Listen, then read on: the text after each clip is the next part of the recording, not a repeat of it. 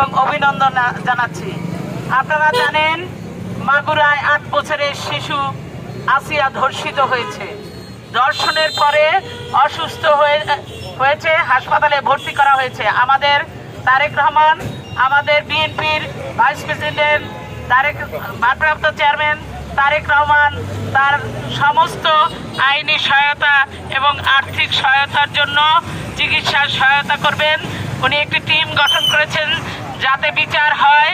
আমরা আজকে এখানে বলতে চাই যে আপনারা জানেন, এর পরেও আমার জানা মতে আমাদের কেন্দ্র থেকে বলা হয়েছে কালকে এবং গত পরশু দিনও আরো 2টি মেয়ে 2টি জেলায় ধর্ষণ হয়েছে। ধর্ষণের আওয়ামী লীগের মতো ওই সন্ত্রাসী দল এখন বাংলাদেশে নাই, তারপরেও ধর্ষণ হচ্ছে আমাদের মা বোনেরা। এই জন্য আমরা ধর্ষণের বিরুদ্ধে লড়াই করব এবং প্রতিবাদ করে ধর্ষকদের শাস্তি চাই। ধর্ষকদের শাস্তি হলো ফাঁসি। 90 দিনের মধ্যে বিচার তো করতেই হবে এবং ধর্ষণের সাথে সাথে তাদেরকে গ্রেপ্তার করে আইনি প্রক্রিয়া তাদেরকে শাস্তি দিতে হবে এবং ফাঁসি দিতে হবে। ধর্ষকদের ফাঁসি চাই সারা বাংলাদেশে।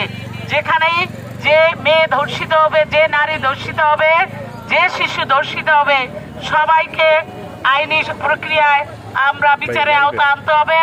বর্তমানে জেলা বিএনপি এবং পটুয়াখালীতে এই বর্তমান জেলা প্রশাসক সহ সারা বাংলাদেশের জেলা প্রশাসকদের এবং সহকারী কমিশনারদের আমরা দৃষ্টি আকর্ষণ করতে চাই।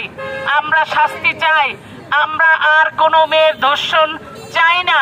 আমরা নিরাপদে এদেশে বাস করতে চাই। সবাইকে আন্তরিক শুভেচ্ছা অভিনন্দন জানিয়ে আমি আজকের এই মানববন্ধনের সমাপ্তি ঘোষণা